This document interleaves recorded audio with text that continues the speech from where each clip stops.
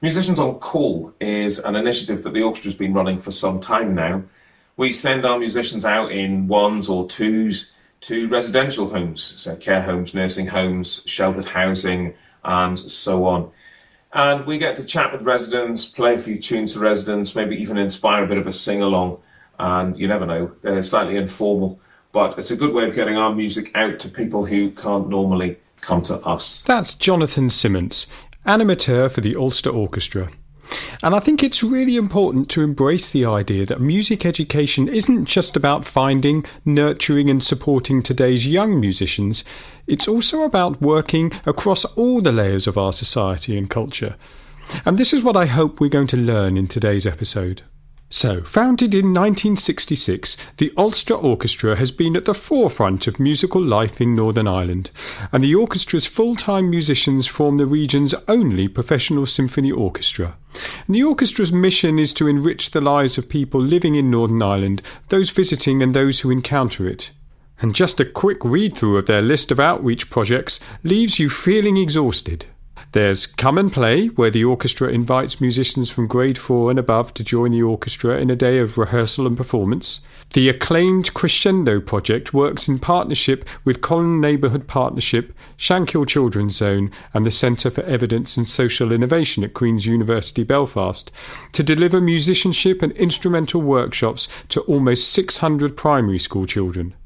The Professional Experience Scheme, in partnership with the Ulster Youth Orchestra, is a mentoring scheme for music students.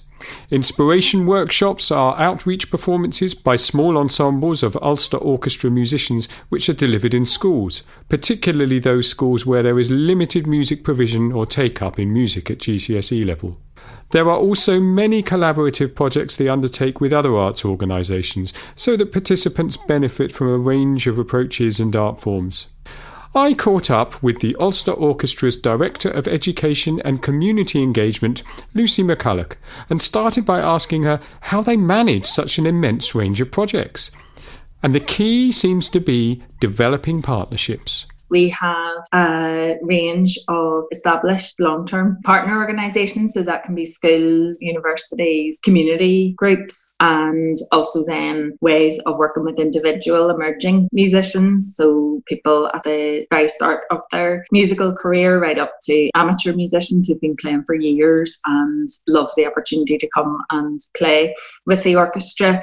Key to developing a learning and community engagement programme, it had to be a partnership approach, especially our long-term work. It wasn't really our expertise to be deciding what a community needed. We needed to hear from the participants and the organisations we were working with themselves. We could provide the musical expertise, most definitely, but in terms of knowing exactly where to work and how to approach the work in communities, that needed to be driven by partners.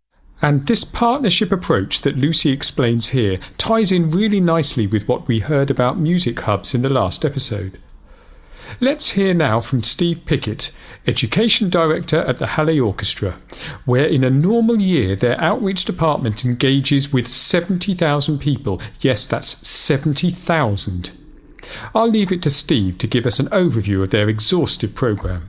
Okay, we have this thing called the core programme, which is something, if you like, that we just do. So I don't have to worry about the funding for it. It's what we do and it happens. And that includes the Halle for Youth Schools concerts and all the schools projects that go around that. Those are the concerts we do in Manchester and Sheffield in the spring. It includes the Come and Play with the Halle concerts we do in the summer for the Greater Manchester boroughs. And that is where the children on the wider opportunities or the whole class instrumental teaching programme, they come and play in a purposely designed concert with us. And then we've got the prison stuff that Ewan Easton runs at Thorn Cross. We've got Joe's programme, which is Inspire. That's Joe Brockbank, Schools Programme Manager, and we'll be hearing a bit more from Joe later on in this episode. She runs the Inspire programme, which works with children and schools in areas of deprivation within the Greater Manchester region, using music to help pupils re-engage with the beginning of the curriculum. So that basically is the core programme as such.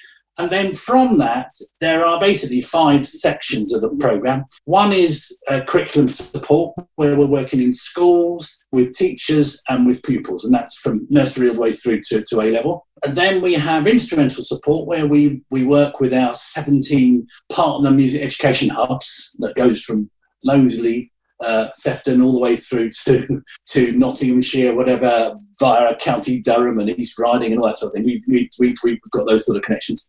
And that is really encouraging young people to play instruments. So some of the projects we do with some of those hubs in terms of helping that process. We have then access to performances, which is really, if you like, the concentration of bringing people to Halley concerts that we wouldn't be part of our regular audience, such as children, such as younger families and dementia patients, or elderly or whatever. And we do various concert programs, some of which are at the Bridgewater Hall, which is our main performance place, where we do 75 plus concerts a year in Manchester.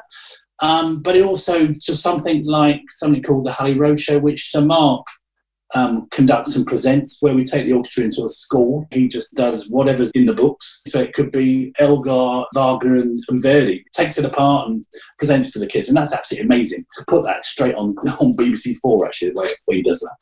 Then we have what we call our specialist area, which is where we've got different areas of interest within the orchestra. So there's a lot of stuff in early years. There's special needs. We've got a relationship we've had since the 1980s with the Seashell Trust. Used to be the Royal School for the Deaf. I've also mentioned the prisons, and the dementia thing is just something that's really taken off. And then separate to this, if you like, are our ensemble programs. So my colleague Naomi Ben runs that, and what that's about is really state sector focused, but basically the gifted children, gifted musicians. So there's the Halley Youth Orchestra, the Halley Youth Choir, the Halley Youth Training Choir and the Halley Children's Choir. So in terms of our relationship to the region, we work with children, if you like, at the beginning of their musical journeys. And then for those that have really sort of enlightened and gifted in that, we also work with them. And then we fit in with the music hubs in terms of how all that stuff is delivered. In other words, we may give them a start, they then go to the music hub and they learn whatever, and then they might come back into our ensembles and so on. It's all part of that sort of arrangement, which works pretty well, actually.